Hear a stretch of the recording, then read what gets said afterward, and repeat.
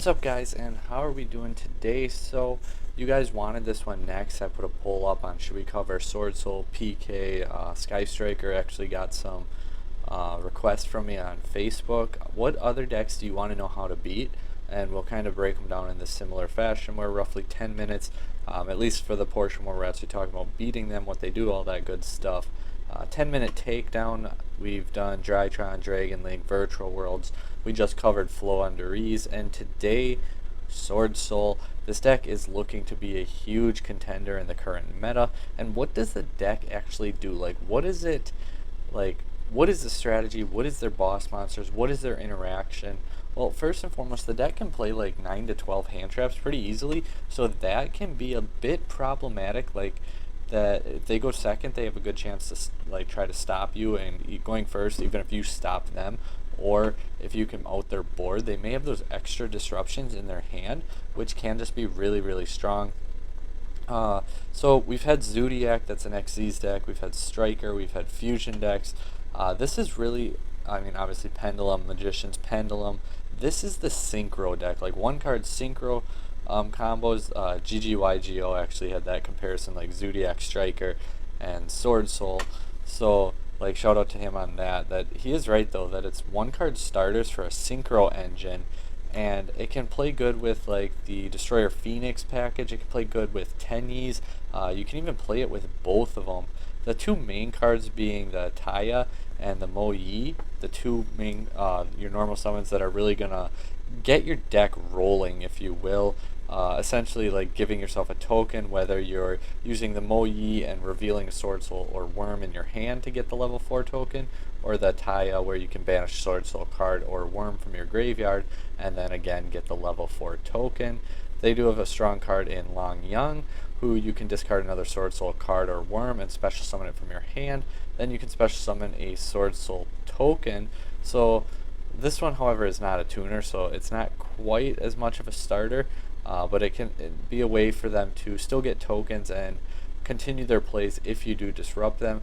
The new Ecclesia, the Virtuous in white, especially going second, this card is just like Cyber Dragon. You special summon it, and well, now you get the effect where you can tribute this card for cost, special summon a SWORDSOUL monster from your deck. Like we said, the Tenyi package, so I mean that means like the Vishuda, the light one, I can't think of, is it Ashina, and Adhara being the earth. Then the SWORDSOUL Blackout, target one worm monster you control, two cards your opponent controls, and destroy them. And then if this card's banished again, you get a token. So their combo can banish this from the graveyard, get that token, and then they just keep summoning and doing all their synchro plays, you know, token spam, fun stuff like that. But target a worm you control and two cards your opponent controls. So essentially it's a break even, but like they can use their, like I'm gonna butcher some of these names, the Cheeksao. They can like use the effect and then they can blackout, destroy it and two of your cards, and they're just gaining that because they know that they're gonna be able to come back next turn anyway. So the destroy two after using a card or just popping one of their useless cards can be really strong. Boxia is one of their power plays.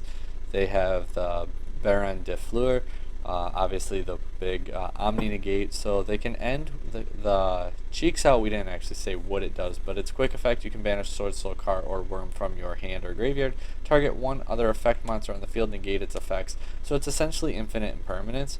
So they end with a monster negate, and then the Fleur for an Omni Negate, and then the pop 2 with a potential hand trap. So it's kind of like Salamangreat used to be, but they have a little bit more disruption, and the playstyle is obviously different, and they're not cards on the ban list. But I mean, like we saw Rage for a multi-pop hand trap plus another like Roar or another disruption that way. So this one we're actually putting out 2 disruption plus the pop 2 and a hand trap, but similar in that style. Other synchros that they can play, the Dragite for the negate, because they'll have water in the graveyard, and Berserker the Tenyi. This card actually helps them play around things like Token Collector, because they can make or summon this out before you or before they normal summon if they open the Tenyi package, and then it like you can chain it to the Token Collector and banish it, so then it doesn't hit the field and hurt them as much. Destroyer Phoenix Enforcer, obviously if they're playing it, they're playing it. If they're not, they're not. Kind of, they don't go for the Verde, they just go if they hard open the fusion spell.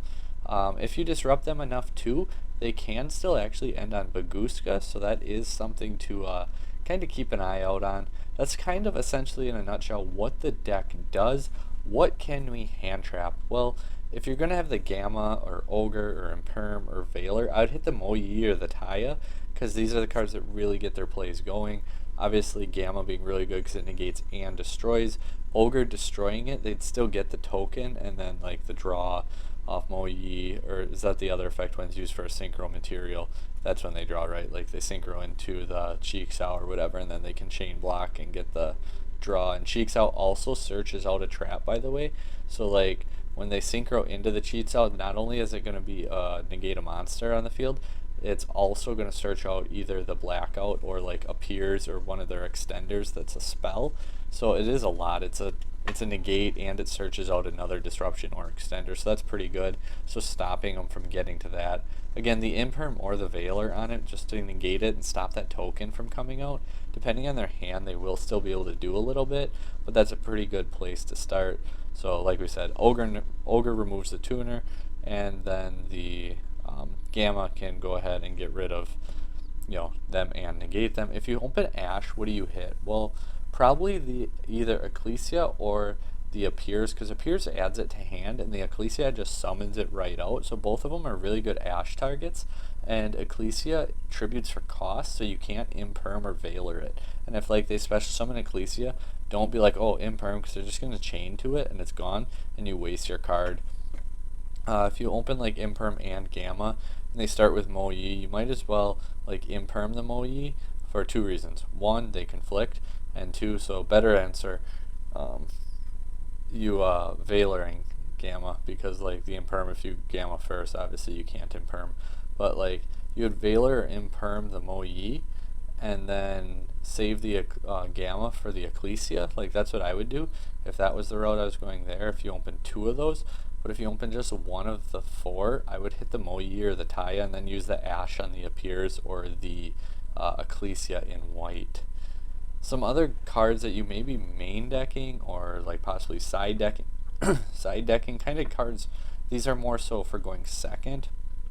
They put out multiple disruptions via their monsters on the board, so cards like Dark Ruler, Chalice, Forbidden Droplet are all going to be pretty decent at least.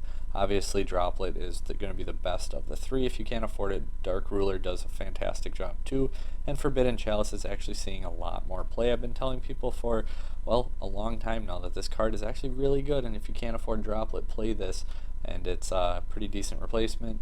Cards like Cosmic Cyclone, Twin Twister. Personally, I don't like Twin in this one because you're discarding a card too, and a lot of time you're just popping the one or attempting to. So, or they're just going to negate it and you're just going neg 2. But like Cosmic, I don't mind because you can go to Cosmic, the blackout, and you either they let it resolve or they have to negate it with the Fleur. So Cosmic can actually be halfway decent. I may side it out in the matchup, but it's a card that I like main decked. So if you main deck it, it's not dead because you can force the trap before anything even happens. Like I said, if I force it, you're either banishing it or forcing the Fleur negate actually. Kaiju's pretty good because, I mean, you can kind of hurt them with the trap because you can tribute over their cheeks out or their worm that they leave, which, I mean, if there's multiple, they're multiple. You can hit the Fleur or something else, but it's a guaranteed out to a negate that can also possibly turn off the trap card in certain situations. Droll and Lockbird is decent. I like main decking Droll and Lockbird actually this format. And depending on your side deck and how well it's set up, you may take this out, you may leave it in. Also depending if you're going first or second, because they do go into the deck a couple of times. So, like, especially if they start their play with Appears, Droll and Lockbird is not bad. It kind of depends though on their hand, so I'm not sold on it, but it's not dead either. Triple Tactics can be really good too, just like forcing their cards, especially if you bait the Fleur first and then you use the Triple Tactics. Like, that's just pretty darn good. What are some side deck more cards or like going first cards you can do? Goes a match pretty good. There's a lot of different attributes going on. Summon limit again.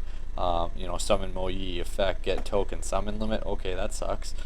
Dimension Barrier. You turn off their synchro summoning. What are they going to do? Same with Artifact Scythe.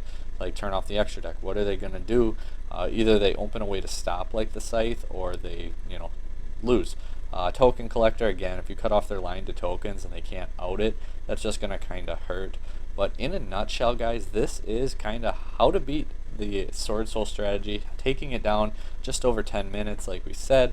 Let us know if we missed anything, or you think that there's something like we should have mentioned, and if it's relevant enough, I might even pin the comment, just because we can't always get everything. But thanks guys for watching, and see you next time.